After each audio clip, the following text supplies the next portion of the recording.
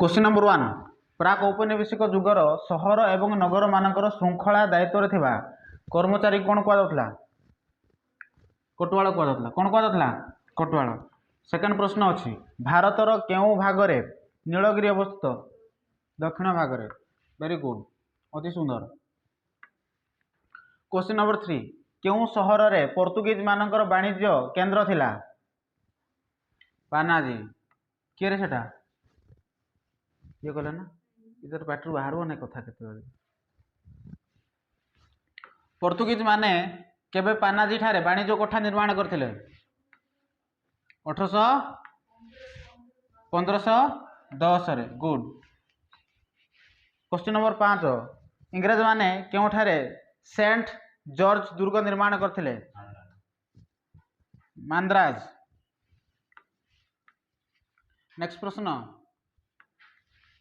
1850 मसीह बा 1850 मसीहा पर केउ सहर रे कार्पास शिल्प प्रतिष्ठा करा जायथिला बॉम्बे।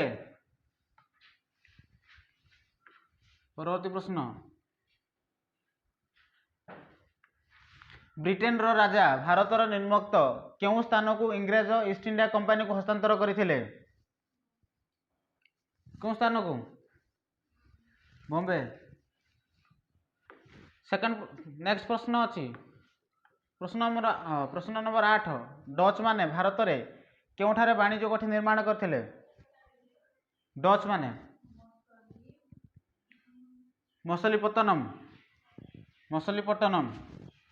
नेक्स्ट प्रश्न पोर्तुगीज माने 1510 मसीह रे भारत रो केउठारे वाणिज्य कोठी स्थापन करथिले पोर्तुगीज माने केउठारे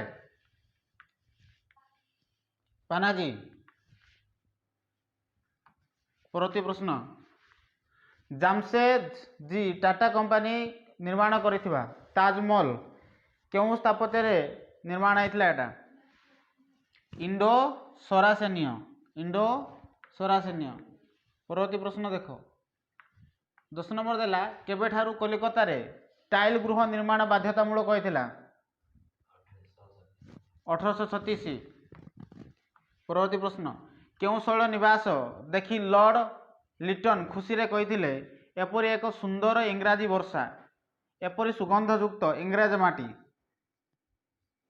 को शैल निवास को देखिथिले उत्कामंड शैल निवास को देखिथिले वेरी गुड। परवर्ती प्रश्न फलासी युद्ध समय रे इंग्रज माने बंगर केउ नवाब को परास्त करथिले क्यों नवाब सिराजुद्दौला। परवर्ती प्रश्न केबे इंग्लैंड रो राजा ईस्ट इंडिया कंपनी को बॉम्बे हस्तांतर करथिले 1668 रे 1668। परवर्ती प्रश्न फरासी माने भारत रे केउठारे तांकर वाणिज्य कोठी निर्माण करथिले फरासी माने केउठारे पंडिचेरी। परवर्ती प्रश्न लॉर्ड वेल्सेली बंगर गवर्नर जनरल भावे केबे नियुक्ति होइतिले 1798 गुड। परवर्ती प्रश्न शिमला शैलनिवास केबे प्रतिष्ठा होइतिला प्रथम शैलनिवास थिला शिमला हा ना नहीं केबे प्रतिष्ठा होइतिला शिमला शैलनिवास 1814 आउ 16 रे होइतिला। देखो माउंट आबू शैल निवास केबे प्रतिष्ठा होइतिला 1818 रे। नेक्स्ट प्रश्न ईस्ट इंडिया कंपनी केउ शासक ठारू दार्जिलिंग अधिकार करथिले को शासक नेपाल रो शासक चीन रो सम्राट सिक्किम रो शासक ना भूटान रो राजा गुड सिक्किम रो शासकों ठारू अधिकार करनथिले।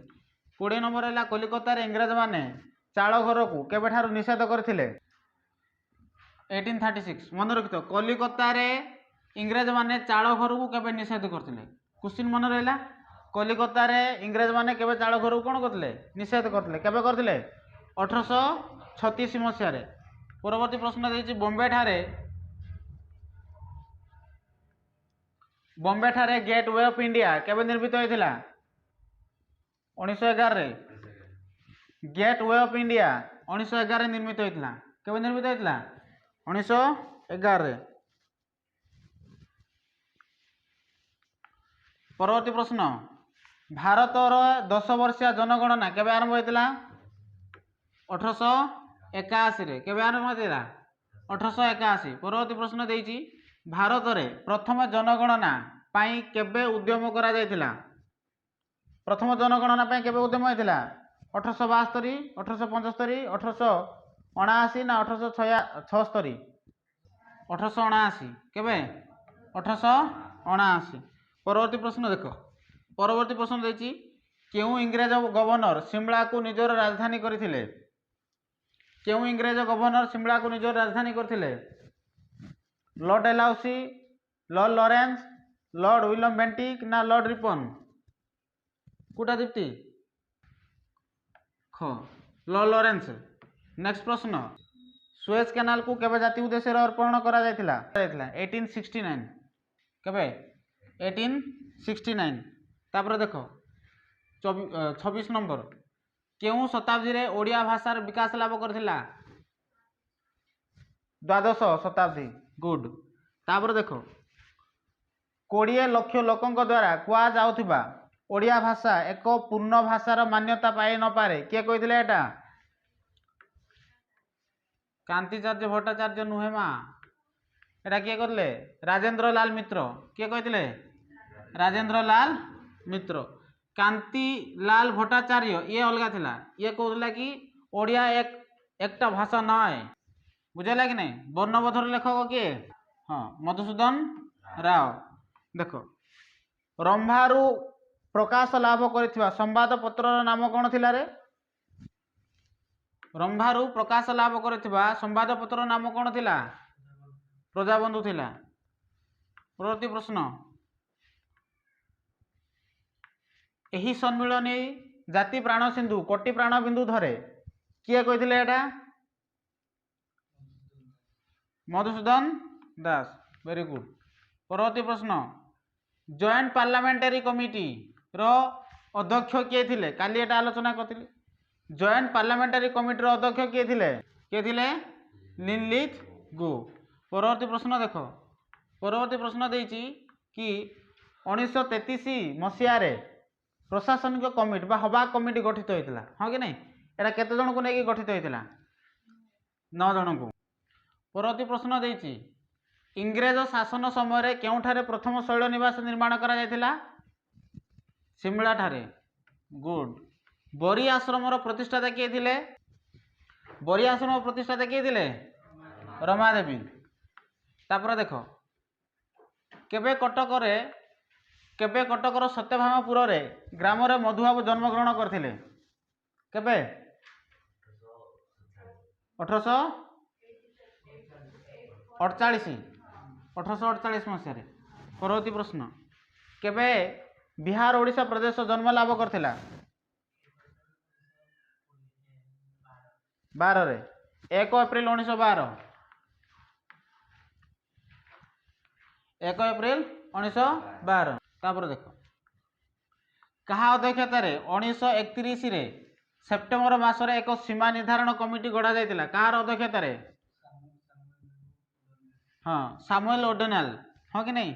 तापर परवर्ती प्रश्न देखो बालेश्वर जिला स्कूल रे क्यों बंगाली शिक्षक कहिथिले ओडिया एकटा भाषा नहे किए कहिथिले एटा किए कहिथिले कांतिलाल भट्टाचार्य। कटक ठारे उत्कल सभा केबे गठित होइतिला उत्कल सभा केबे गठित होइतिला 1882 रे केबे होइतिला 1882। परवर्ती प्रश्न देखो परवर्ती प्रश्न है केबे मध्य प्रदेश रो मुख्य कमिशनर सार आंड्रो फ्लेजर शासनगत सुविधा दृष्टि संबलपुर कोर्ट कचेरी को ओडिया भाषा उच्छेद कर हिंदी भाषा प्रचलन करथिले केउ मसिया रे एटा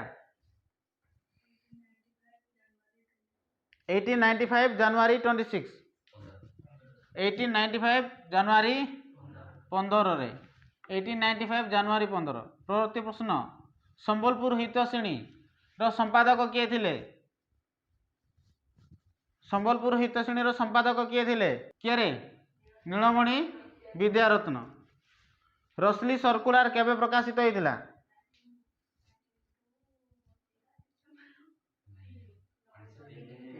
1903 ଡିସେମ୍ବର 3 କେବେ ହେଇଥିଲା? 1903 ଡିସେମ୍ବର 3। ତାପରେ ଦେଖ କେବେ ଓଡ଼ିଶାରେ ସୀମା ଅଭିଯୋଗ ଦିବସ ପାଳନ କରାଯାଇଥିଲା? ସୀମା ଅଭିଯୋଗ ଦିବସ କେବେ ପାଳନ କରାଯାଇଥିଲା? 1935 ଜାନୁଆରୀ 1,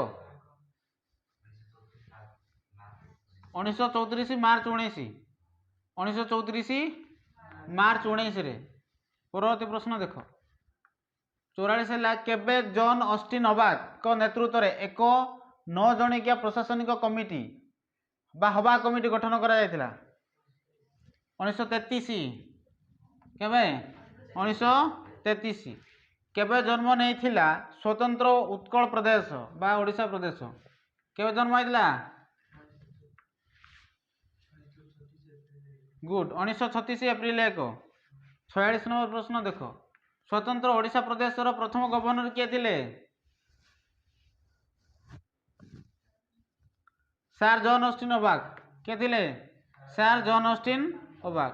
ମାଡ୍ରାସର ପଶ୍ଚିମ ଉପକୂଳରେ ଅବସ୍ଥିତ ବନ୍ଦରର ନାମ କ'ଣ ଥିଲା? ସୁରତ ଥିଲା। ଓକେ। ପରବର୍ତ୍ତୀ ପ୍ରଶ୍ନ ଦେଖ କାହାର ସମ୍ପାଦନାରେ ସମ୍ବାଦ ବାହିକା ପତ୍ରିକା ପ୍ରକାଶ ହୋଇଥିଲା? ଫକୀର ମୋହନ ସେନାପତି। ପରବର୍ତ୍ତୀ ପ୍ରଶ୍ନ ଦେଇଛି ନୀଳମଣି ବିଦ୍ୟାରତ୍ନ ସମ୍ପାଦନାରେ କେଉଁ ପତ୍ରିକା ପ୍ରକାଶ ହୋଇଥିଲା? ସମ୍ବଲପୁର ହିତୈଷିଣୀ। ତାପରେ ଦେଖ ସ୍ୱତନ୍ତ୍ର ଓଡ଼ିଶା ପ୍ରଦେଶ କେତେଟି ଜିଲ୍ଲାକୁ ନେଇକି ଗଠିତ ହୋଇଥିଲା ରେ? 6ଟି ଜିଲ୍ଲାକୁ। କେତେଟି ଜିଲ୍ଲାକୁ?